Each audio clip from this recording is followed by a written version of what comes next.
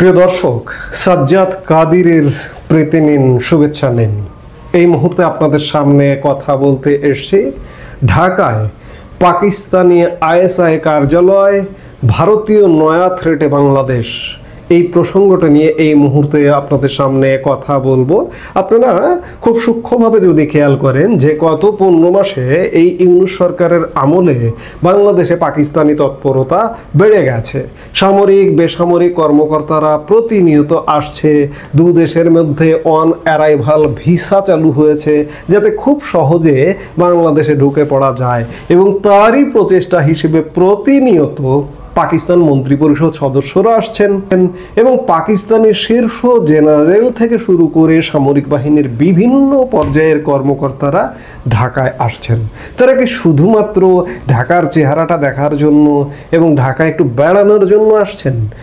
নিশ্চয়ই তাদের সুদূর প্রসারী পরিকল্পনা থেকেই তারা ঢাকা অপারেশন কিংবা ঢাকা তৎপরতা বাড়িয়েছে, এবং যারই অংশ হিসেবে পাকিস্তানি গোয়েন্দা সংস্থা আইএসআইয়ের একটি শাখা কার্যালয়ের খবর পাওয়া যাচ্ছে রাজধানীতে। ভারতীয় গণমাধ্যম সূত্র বলছে যে বাংলাদেশের রাজধানী ঢাকায় এক বিশেষ কার্যালয় খুলল পাকিস্তানের গোয়েন্দা সংস্থা ইন্টার সার্ভিসেস ইন্টেলিজেন্স বা আইএসআই। ভারতের শীর্ষস্থানীয় গোয়েন্দা সূত্রকে উদ্ধৃত করে এমনই জানিয়েছে সর্বভারতীয় সংবাদ মাধ্যম। ভারতীয় গোয়েন্দা কর্তাদের মতে পাকিস্তান ও বাংলাদেশের এই পদক্ষেপ অত্যন্ত উদ্বেগজনক। দুই দেশের মধ্যে প্রতিরক্ষা ও গোয়েন্দা সম্পর্কের গভীরতা যে বাড়ছে, এটা তারই ইঙ্গিত বহন করে। 2024 সালে শেখ হাসিনা সরকারের পতনের পর ডক্টর ইউনূসের অন্তর্বর্তী সরকারের অধীনে পাকিস্তান এবং বাংলাদেশের মধ্যে সামরিক সহযোগিতা যে দ্রুত গতিতে বাড়ছে তার এখন কোনো রাগঢাগের বিষয় নয়। গোয়েন্দা কর্মকর্তারা জানাচ্ছেন ঢাকায় আইএসআইয়ের শাখার প্রতিষ্ঠা পাকিস্তানের গুপ্তচর সংস্থা এবং বাংলাদেশ সামরিক বাহিনীর মধ্যে ক্রমবর্ধমান সহযোগিতাকে আনুষ্ঠানিক রূপ দিয়েছে। আপনারা জানেন যে সম্প্রতি ঢাকা সফর করে গেলেন পাকিস্তানের জয়েন্ট চিফস অফ স্টাফ কমিটির চেয়ারম্যান জেনারেল শাহির শামশাদ মির্জা। বাংলাদেশের শীর্ষস্থানীয় সামরিক ও গোয়েন্দা কর্তাদের সঙ্গে বৈঠক করেন তিনি। তারপরই এই আইএসআইয়ের শাখা প্রতিষ্ঠার খবর পাওয়া গেল।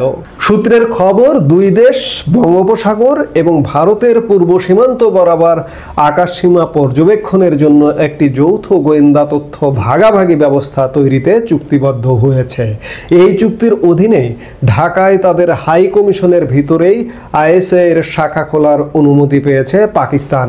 এখানে একজন ব্রিগেডিয়ার জেনারেলের নেতৃত্বে একাধিক গোয়েন্দা কর্মকর্তা নিয়োজিত থাকবেন।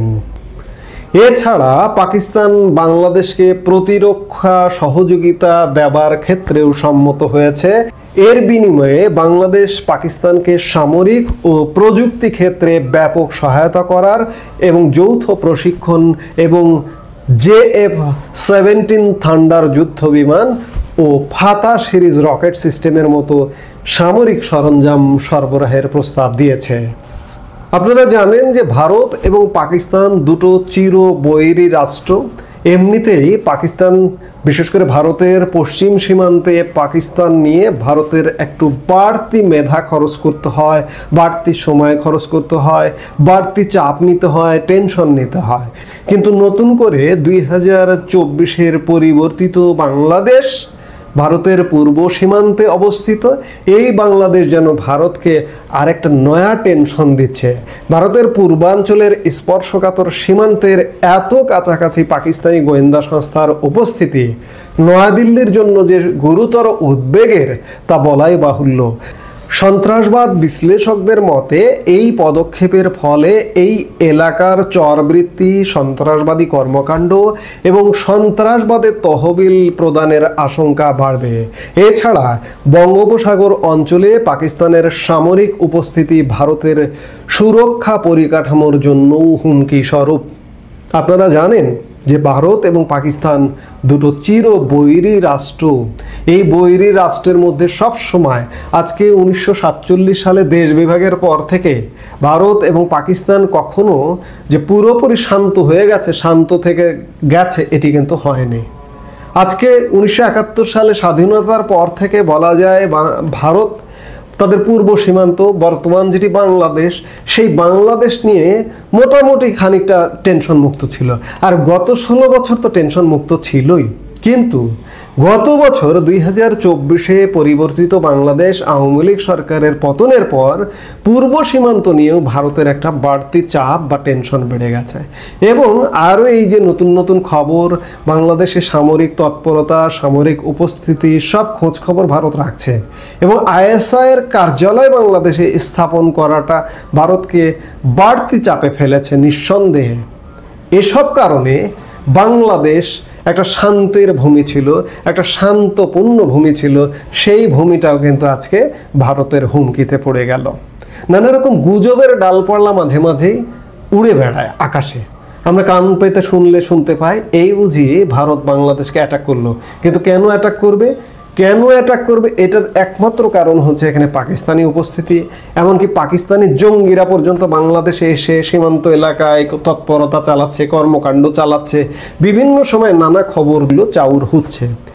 ভারতীয় গণমাধ্যমের এই খবরটা যদি সত্যি হয় যে আইএসআইয়ের শাখা কার্যালয় বাংলাদেশের পাকিস্তান দূতাবাসে খোলা হলো, তাহলে এ কথা বললে কম হবে না যে বাংলাদেশ অন্ততপক্ষে ভারতীয় হামলা বা ভারতীয় আক্রমণের একটা লক্ষ্য বস্তুতে পরিণত হলো। বাংলাদেশকে নিয়ে আমরা ক্রমেই কোথায় যাচ্ছি? আমরা তথাকথিত গত বছরের লাল বিদ্রোহীরা বাংলাদেশের সরকারে এমন একটি সরকার বসিয়ে দিয়েছি যার খেসারত লাল বিদ্রোহীদেরও দিতে হবে। সেই সময়টা মনে হয় ঘনিয়ে আসছে। প্রায় গুজব আসে এই বুঝি ভারত বাংলাদেশকে একটা অ্যাটাক করেছে। কদিন আগেও একটা এমন খবর এসেছিল যে বাংলাদেশে হয়তো অ্যাটাক করেছে, কিন্তু সেটি পরে জানা গেল যে না।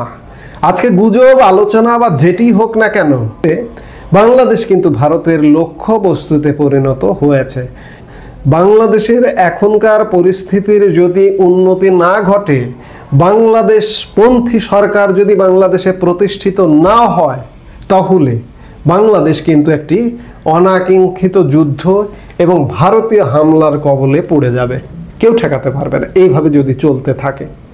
আমরা চাই না তেমনটা ঘটুক। নিশ্চয়ই একটা ভালো সিচুয়েশন ঘটবে, ভালো পরিস্থিতি তৈরি হবে, যে কোনোভাবে একটা ইউটার্ন নেবে বাংলাদেশ, আমরা সেটাই প্রত্যাশা করি। এই মুহূর্তে এ পর্যন্তই। সবাই ভালো থাকুন, সুস্থ থাকুন।